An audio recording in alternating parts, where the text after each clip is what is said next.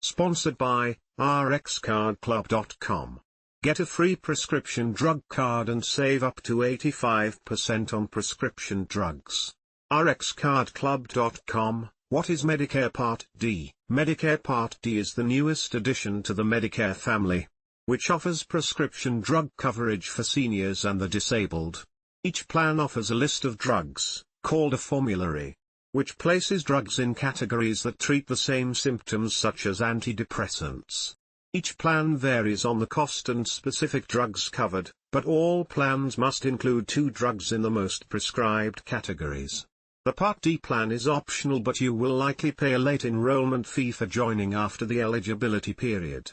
/r/n/r/n When Medicare Parts A and B were introduced in 1966, qualifying Americans gained access to affordable hospital and medical insurance.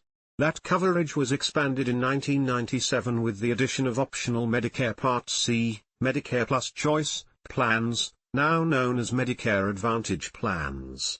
Despite these A, B, C's of Medicare, there were still no options for everyday prescription drug coverage.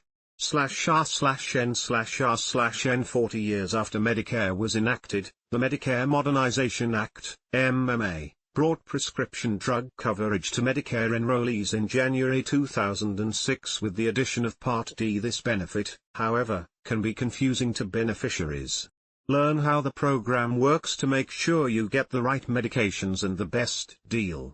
/r/n/r/n Before Part D came into play, beneficiaries had limited drug coverage through Medicare. Certain conditions had to be met for coverage to begin. /r/n/r/n If you were hospitalized as an inpatient, Part A covered the cost of drugs you received during your stay. It even covered those costs when you were transferred to and stayed in a skilled nursing facility, SNF, after your admission. Part A coverage only lasts for a limited time, up to 90 days in the hospital and up to 100 days in SNF, and stops as soon as you are discharged. /r/n/r/n If you were not admitted to the hospital but were placed under observation, you were likely going to pay for your prescriptions out of pocket. This is because Part B, not Part A, covers these outpatient stays.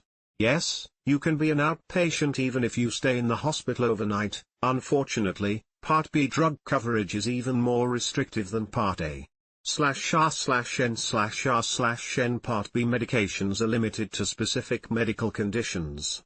For example, some chemotherapy drugs and anti-nausea medicines for relieving side effects from chemotherapy are covered.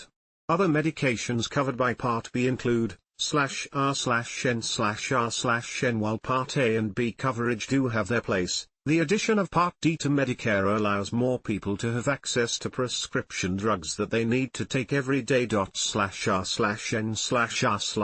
The U.S. government has partnered with private insurance companies to offer prescription drug coverage. Though you purchase your plan through an insurance company, the Centers for Medicare and Medicaid (CMS) sets guidelines every year for Part D plans to follow. The rules are many and sometimes complicated, but this is what you need to know. /r/n/r/n The government has taken these measures to make sure you are getting fair, comprehensive and cost-effective coverage. /r/n/r/n You can be enrolled in Original Medicare, Parts A and or B, to take advantage of a Part D plan. Another option is to sign up for a Medicare Advantage plan with a Part D component, known as a MAPD plan. It is possible to purchase a Medicare Advantage plan and a Part D plan separately, but this is less common. In most cases, it is not cost-effective. /r/n/r/n Medications covered under Part A or Part B will not be covered by Part D. Simply put, Medicare does not want to pay twice. /r/n/r/n Medicare Part D plans and Medicare Supplemental Insurance, also known as Medigap, are both run by private insurance companies with standards set by the federal government. Do not get them confused. They work quite differently. /r/n/r/n Medigap plans cover expenses that Medicare leaves behind. Depending on the Medigap plan you choose, this may include deductibles, co-insurance, home health services, and emergency care expenses you incurred during foreign travel. Generally speaking, these plans do not add extra services to your health coverage. /r/n/r/n That was not always the case. Prescription drug coverage was included in Medigap plans, but this practice was stopped when Part D came into play in 2006. If you purchased a Medigap plan prior to 2006 and renewed your plan each year since, you may still have those prescription drug benefits. If and when you purchase a Part D plan, your Medigap plan will discontinue your drug coverage and your Medigap premiums will be adjusted accordingly. /r/n/r/n In order to purchase a Medigap plan, you must be enrolled in both Parts A and B.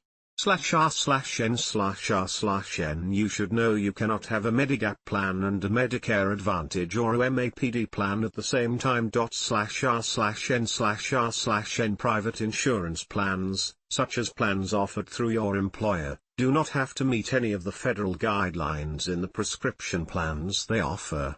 This can be both good and bad. /r/n/r/n Employer-sponsored plans that offer less coverage than a standard Part D plan are not creditable. This could cost you money if you ever choose to sign up for a Part D plan. If you do not apply when you are first eligible for Part D and do not have creditable coverage, you will be required to pay late penalties when you finally do sign up. /r/n/r/n Private plans, however, may be advantageous if they offer medications that Medicare excludes from coverage. Some Part D plans also offer a supplemental component as an added benefit to cover these medications. This will likely increase the cost of monthly premiums but may be worth it for some people. /r/n/r/n Some employer-sponsored plans work together with Part D plans and others do not. Some employer-sponsored plans will discontinue prescription drug coverage once you enroll in a Part D plan. This could mean family members covered on your plan would also lose those benefits. /r/n/r/n Speak to your employer to find out how your plan works before you make a decision about applying for Part D. /r/n/r/n Odds are you will need a prescription medication once you are eligible for Medicare. /r/n/r/n The AARP survey on prescription drugs published in 2016 showed that as many as 75% of people over the age of 50 take prescription medications. Of those, 80% take 2 or more drugs and 50% take 4 or more. /r/n/r/n With drug prices rising every year, it is not surprising that fewer people can afford to pay for their medications out of pocket. /r/n/r/n Unless the medications you need are generic, keeping in mind that generic does not necessarily mean inexpensive, having prescription drug coverage through a Part D plan makes sense. For a monthly premium and an annual deductible, it will help to keep your overall costs down. /r/n/r/n Each Medicare drug plan has its own list of drugs that are covered. If the formulary doesn't list your specific drug, a similar one should be offered. If your doctor thinks you should take a medicine that isn't on the formulary, you or your health provider can ask for an exception. /r/n/r/n You'll pay a monthly premium that varies depending on the plan. If you didn't sign up for Part D when you first become eligible, you may also have to pay a late enrollment penalty each month. The monthly premium may be increased if your income is more than $87,000 if you file individually or more than $174,000 if you're married and file jointly. /r/n/r/n To get Medicare Part D, you'll need to sign up for a Medicare-approved plan that offers drug coverage. You can visit Medicare.gov/plan compare to compare the different plans and costs, or contact your state health insurance assistance program, SHIP. Once you've chosen a plan, you can enroll on the Medicare website or the plan's website, or call 1-800-MEDICARE, 1-800-633-4227. /r/n/r/n, rxcardclub.com. Get a free prescription drug card and save up to 80% on prescription drugs.